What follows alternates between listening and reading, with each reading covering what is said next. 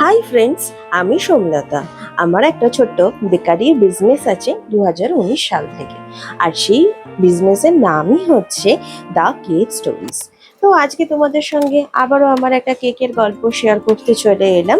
এটা তোমরা যেটা দেখতে পাচ্ছ, এটা একটা 1.5 পাউন্ডের চকলেট কেক। তোমরা তো জানোই যে আমি চকলেট কেকে কতটা পরিমাণে চকলেট দিই। আমার এতটা পরিমাণে চকলেট দিতে ভালো লাগে, বিকজ চকলেট কেকে এই যে ভেতরে চকো চিপস চকো রাইস দিয়েছি, এটাতে সুন্দর ক্রাঞ্চি একটা ভাব আসে, সেটা কিন্তু দারুণ লাগে। আরও তোমাদের সঙ্গে আজকে আরেকটা টিপস শেয়ার করি। সেটা হচ্ছে, তোমরা কোনো স্ট্রাকচারাল কেক করলে বা কোনো শেপের কেক করলে চেষ্টা করবে সবসময় চকলেট কেক করার। আর লেয়ারিংটা কিন্তু অবশ্যই এই চকো মুসের বা চকো গানাশের লেয়ারিং করবে। তাতে কি হবে, তাতে তোমাদের কেকের শেপ দিতে খুব সুবিধা হবে। জিনিসটা যদি তোমরা প্রপারলি ক্রাম কোটিং করার পর সুন্দর করে ঠান্ডা করো, তাহলে তোমাদের যে শেপ দিতে সুবিধা হবে সেটা আর অন্য কোনো ফ্লেভারের কেকে হবে না। হ্যাঁ, তোমরা যদি এখন হোয়াইট চকলেট মুস বা হোয়াইট চকলেট গানাশের কেক করো, তখন কিন্তু সেই ক্ষেত্রে আলাদা ব্যাপার। আর কেক যদি ধরো কম মানে বেশি ডিস্টেন্স ট্রাভেল করতে হবে, তাহলে অবশ্যই আমি সাজেস্ট করবো যে চকলেট গানাশের কেক করো, দিয়ে সেটাকে প্রপারলি ঠান্ডা করো। প্রপারলি ঠান্ডা করলে জিনিসটা জমাট বেঁধে যাবে।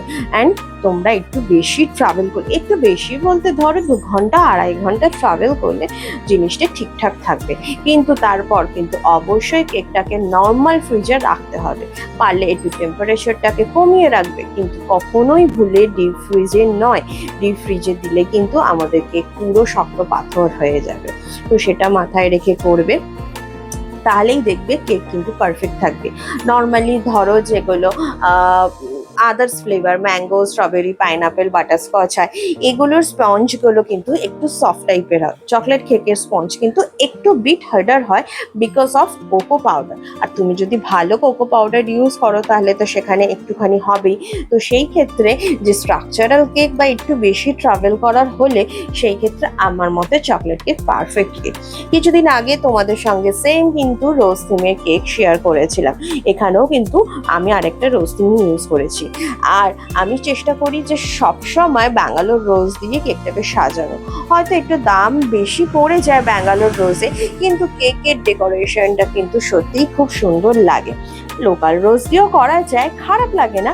কিন্তু যদি লিমিটেড রোজের সংখ্যা হয়, তাহলে তো ব্যাঙ্গালোর রোজ অবশ্যই। আর যদি কেকটা ভরে ভরে রোজের ব্যাপার হয়, তাহলে সেই ক্ষেত্রে অনেক সময় বাজেটের কথা ভেবে কিন্তু নর্মাল রোজও দিই। আর খুব সুন্দর একটা বিবাহ বার্ষিকী গোল্ডেন ট্যাগ দিয়েছি। তো কেকটা কেমন লেগেছে অবশ্যই তোমরা কিন্তু কমেন্ট করে আমাকে